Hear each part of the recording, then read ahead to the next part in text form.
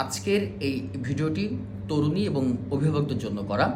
আমার অভিজ্ঞতার আলোকে বেশ কয়েক বছরের সেই আলোকে আপনাদের সঙ্গে কিছু বিষয় শেয়ার করতে চাই। বিশেষ করে তরুণী কেন বললাম, খুলনা যেহেতু বিভাগীয় শহর এবং এর পাশেই রয়েছে পার্শ্ববর্তী দেশ ভারত। ভারত ছাড়াও বিভিন্ন দেশে সম্প্রতি আমরা দেখতে পেরেছি যে মানব পাচার সেটি কিন্তু বিশাল আকারে বা ভয়ঙ্কর আকারে বাড়ছে এবং এর মধ্যে তাদের যে টার্গেট প্রথমেই রয়েছেন তরুণীরা। কয়েকটা গল্প বললে হয়তো বা বুঝতে পারবেন। আমি সময় টেলিভিশনে কাজ করার সুবাদে এখন পর্যন্ত প্রায় পাচারের শিকার হয়েছেন কমপক্ষে 50 জন তরুণীর সঙ্গে কথা বলেছি এবং তাদের সঙ্গে কথা বলে যে অভিজ্ঞতাগুলো সেগুলো আপনাদের সঙ্গে সংক্ষিপ্ত আকারে শেয়ার করব। হয়তো বা খুবই অল্প সময়ের মধ্যে কিছুটা ধারণা আপনাদেরকে দিতে পারবো, যা হয়তো বা আপনাদের কাজে আসতে পারে। আজ থেকে বেশ কয়েক বছর আগে একটি ঘটনা বলি। আমি তখন বাসায় শুয়ে আছি। আমাদের এলাকারই এক আপা, কাজল আপা, উনি মূলত এক ভুক্তভোগী নারী। আপনারা চিনবেন, তার বাসা হচ্ছে খালিশপুরে, একটা জনপ্রিয় স্থানের জায়গাটার নাম নাই বললাম। তার শিশু তার কন্যাকে পাচ্ছে না, অভিভাবককে নিয়ে, তার আম্মাকে নিয়ে আমার বাসায় আসছে। আসার পরে বিভিন্ন কথা বলার পরে খুব কান্নাকাটি, আমার হাতটা ধরে বলল, বাবা আমার মেয়েটাকে 28 দিন যাবৎ খুঁজে পাচ্ছে না। এবং এই ঘটনায় তিনি খালিশপুর থানায় একটা সাধারণ ডায়েরি করেছেন এবং বিভিন্ন জায়গায় র্যাব থেকে শুরু করে পুলিশ এবং যত জায়গায় সম্ভাব্য জায়গাগুলো তিনি খোঁজার চেষ্টা করেছেন। এবং কয়েকজনের সঙ্গে কথা বলে আমরা বুঝতে পারলাম বা নানা ঘটনার পরে তার মেয়ে একটা ছেলের সাথে সম্পর্ক ছিল, প্রেমের সম্পর্ক। সেই প্রেমের সম্পর্কের জের ধরে সেই ছেলে তাকে প্রলোভন দেখিয়ে যশোর নিয়ে যায়। যশোরে অভয়নগর থেকে এক পর্যায়ে তার বন্ধুর মাধ্যমে বর্ডার পাস করে ভারতে বিক্রি করে দেয়।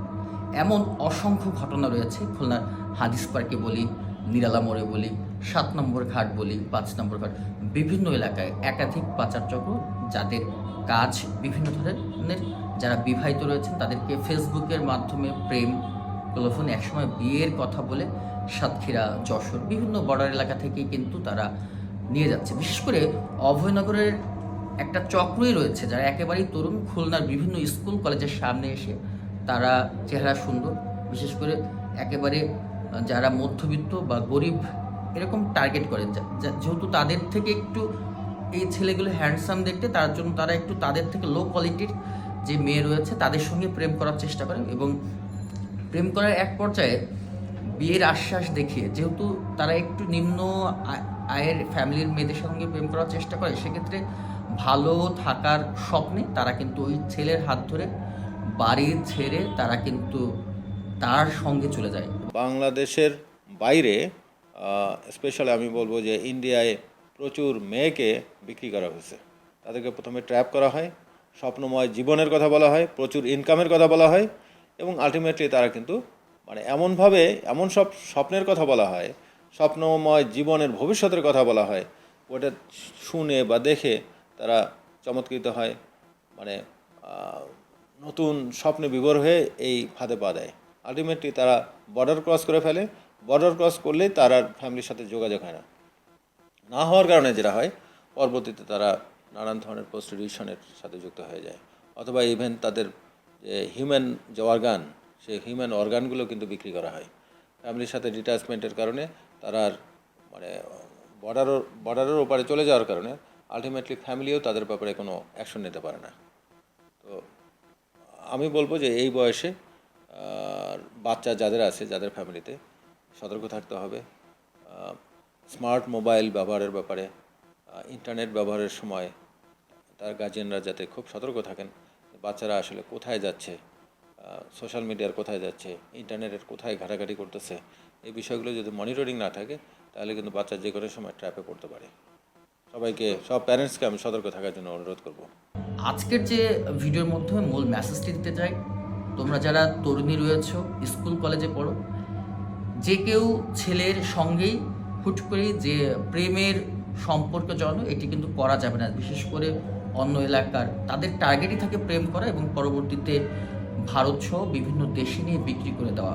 এবং অভিভাবকদের বলবো যে আপনার সন্তান কোথায় যাচ্ছে, কার সঙ্গে মিশছে, কার সঙ্গে কথা বলছে, সেই বিষয়গুলো খেয়াল রাখা। খুলনার অসংখ্য পরিবার আছে যারা লোকলজ্জার ভয়ে বিষয়গুলো শেয়ার করতে পারছে না। আমরা কিন্তু দেখেছি, এবং আত্মীয় স্বজনের মধ্যেও কিন্তু এই যে অনেকে নিয়েই বিক্রি করে দিচ্ছে, এবং সেই জগৎটা একেবারে অন্ধকার। আমরা আরও একটু ভালোর জন্য আপনাদের সঙ্গে এই ভিডিওর মাঝে একটু পুলিশ কমিশনারের বক্তব্য, তাদের বক্তব্যগুলো শেয়ার করার চেষ্টা করেছি, এবং তারাও তাদের অভিজ্ঞতা দিয়ে আপনাদেরকে বলেছেন। এবং সবথেকে বড় বিষয়টা সেটা হচ্ছে অনেক বেশি সচেতন হতে হবে। এই সমাজে টিকে থাকতে হলে প্রতারণার প্রচুর ফাঁদ রয়েছে। কোনটা প্রতারণা, কোনটা স্বচ্ছতা, এটা আপনাদেরকে বুঝতে হবে। সবাই ভালো থাকবেন। ভিডিওটি দেখার জন্য ধন্যবাদ।